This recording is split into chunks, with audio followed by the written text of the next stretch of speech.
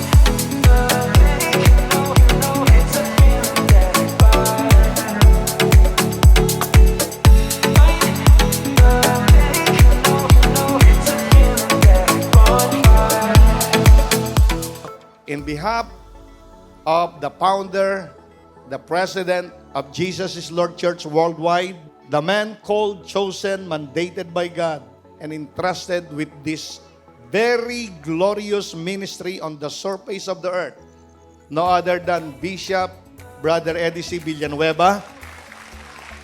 And on behalf of the Vice President of Jesus is Lord Church Worldwide, Reverend Pastor Edelisha Villanueva Binalia.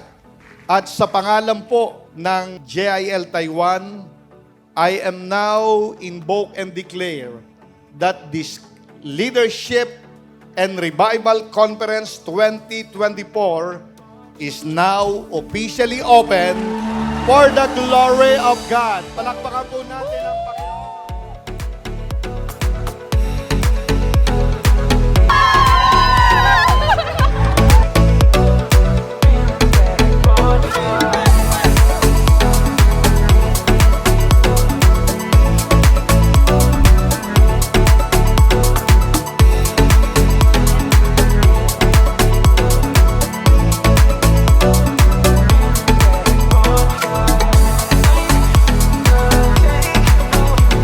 Brothers and sisters, let us welcome Taiwan Northern Churches!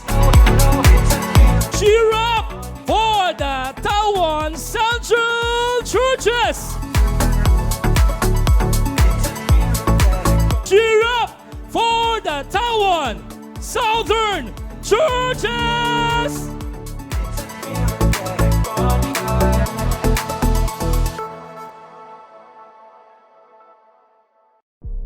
Madaling malaman pag naranasan mong Holy Spirit. Anong tip? Pagkatapos nito, hindi ka satisfied. Pakisabi po sa katabi, you want more. That is the difference. Yung taong totoong nakaranas ng kapangyarihan ng Diyos, paglabas niya sa camp, yung hunger niya sa Tagalog, hindi matigaw. Hindi mapawi yung uhaw. Kayo pa ba naranasan nyo na yun? Yung hindi mapawi-pawi yung uhaw nyo? Ang dami mo nang nainom. Pero sabi mo, I want more. Ito pong prayer ko. Itong revival dito sa Taiwan ay ipararanas ng Diyos sa inyong isang pagkilos na yung walang makakatighaw at makapapawi ng uhaw nyo sa Diyos. Kasi yung iba, pagkatapos ganito na, satisfied na, tapos na eh. But you know, ang totoong hunger yung you want more. More of God.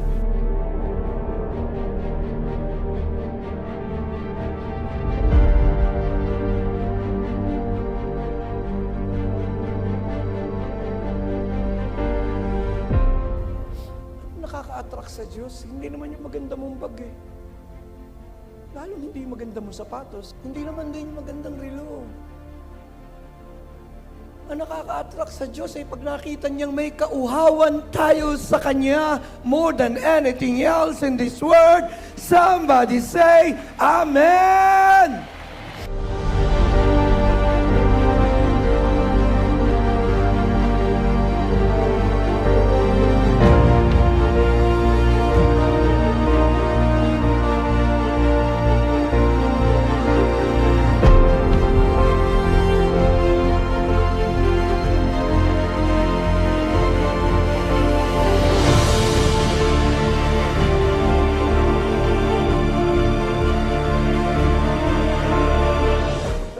nito sa Lunes.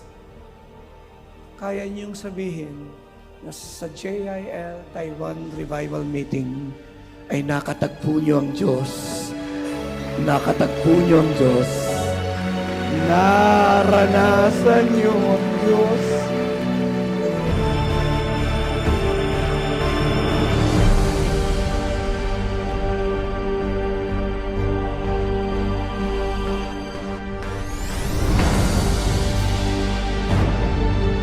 Ang mahalaga lang po kung anong tinanggap po natin, gamitin po nating maigi. Para lang ho yung basketball. Hindi ho lahat ay forward, hindi po lahat ay guard, hindi po lahat ay sentro. Pero kung ikaw ay guard, gawin mo ng maigi kung saan ka po inilagay at pinagkalooban ng Panginoon. Gamitin po natin ito upang lalo mangyari at maganap ang kalooban at kagustuhan ng Panginoon. Brothers and sisters in Christ, mga dinala ng Panginoon dito po sa Taiwan, hindi po aksidente na kayo ay dinala ng Holy Spirit sa panahon pong ito. Lahat po tayo na narito ay may plano at ipinaggagawa ang Panginoon. Ang akin lamang pong pakiusap, anuman ang natanggap natin, anuman ang tinanggap natin, gamitin po natin sa ikaluluwalhati at ikararangal ng pangalan ng ating Panginoon. Amen po ba?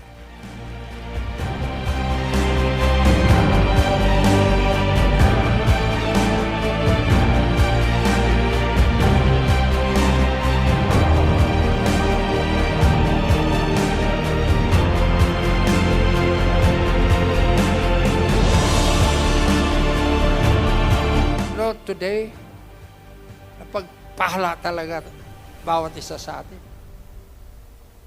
But then the question, God, what can I do for you?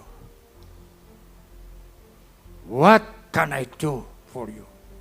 Pumunta kayo dito, you have many expectations. But one expectation that you have to answer is this, God, what can I do for you? Panginoon, ano ang magagawa ko para sa iyo?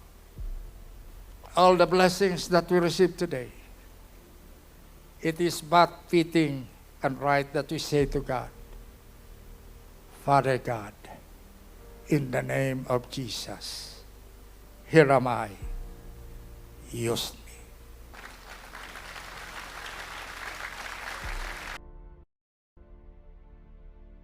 Sa kabutihan mo po sa aming buhay, Lord, ang tanging magagawa namin ay ihandog ang kaisa-isang buhay para sa iyo at ganapin ang iyong nais at kalooban as long as we live, as long as we have the strength and the breath.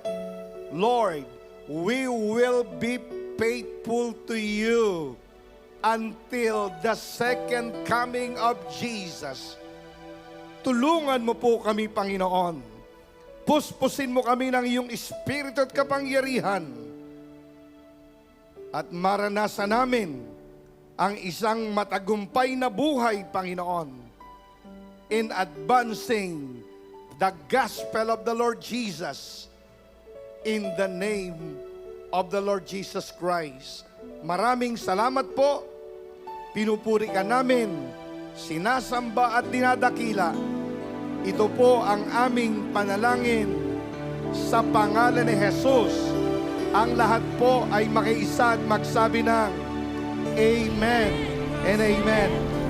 Palakpakan po natin ang Panginoon.